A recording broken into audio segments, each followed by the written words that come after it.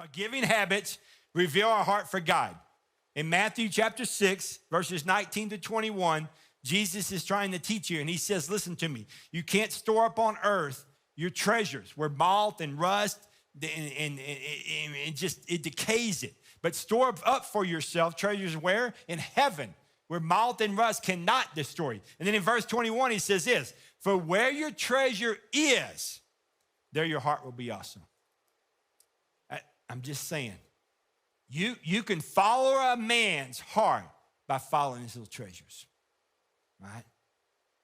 Store up for yourself treasures where? In heaven.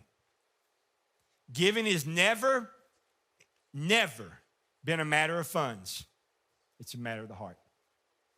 Giving has never been about money, never been about the funds. If you make $1 a month, then bring a dime. If you make 1,000, bring 100.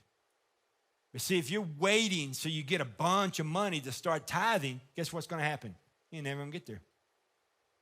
The enemy will make sure you don't get there. Why? Because he's going to steal it. He's going to steal it. When I meet with young couples when they get married and I do my premarital counseling, I talk about tithing. I talk about giving. I talk about that principle. Why?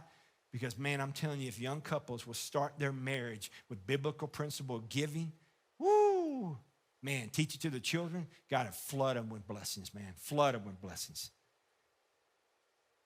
When God has your heart, I've said this many times, when God has your heart, he's got your checkbook.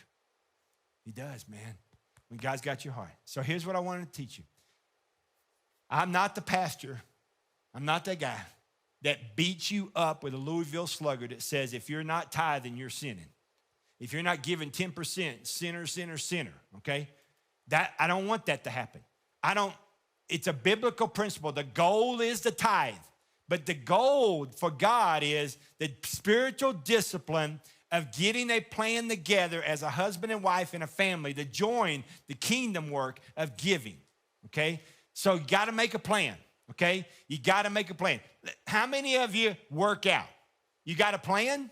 You're probably still working out. You don't have a plan? You're not working out. All right, trust me. I'm going to get up early and work out.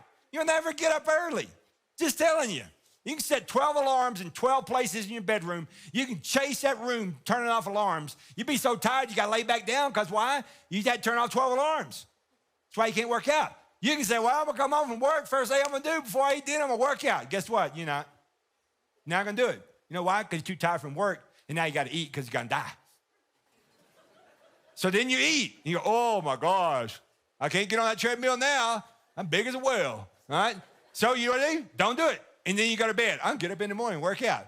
Ding, ding, ding, ding. You don't get up. Snooze, snooze, snooze, snooze. You don't get up. And so the guilt of the treadmill, you don't see the treadmill and no guilt if you cover it up with sweaters. Just cover it up. If I don't see it, it doesn't hurt.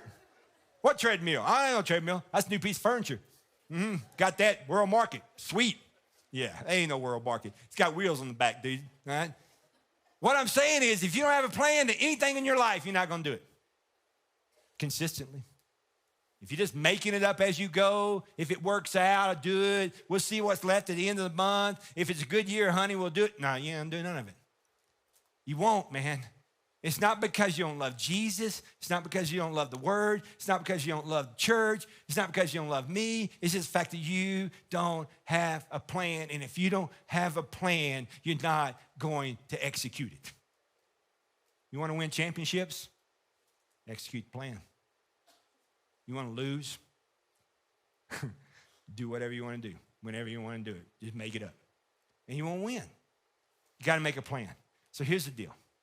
If you've never, ever, ever, ever been a part of a giving team, you're not one of those 510 that I talked to, and you said, this year, Pastor, we got to start.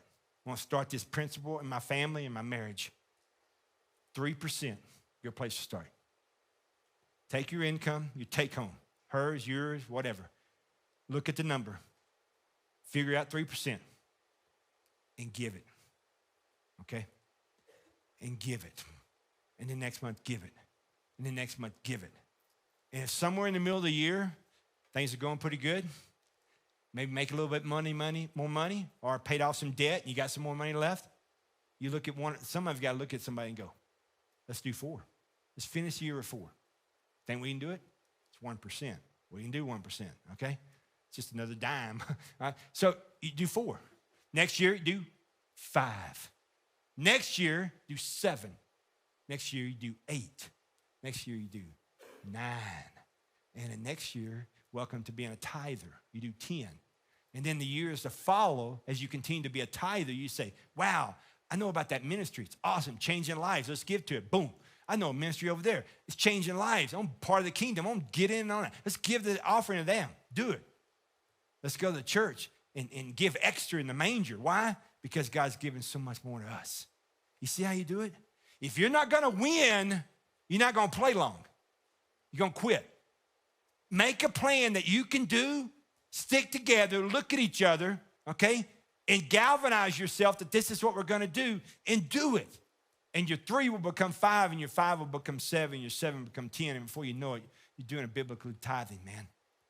And I promise you, you'll look back and go, I have no idea. I have no idea how we're doing all this on 90%, but God is good, all right? God is good. And your testimony about your life can be shared with other couples, and you can help them win too. That's what it's all about.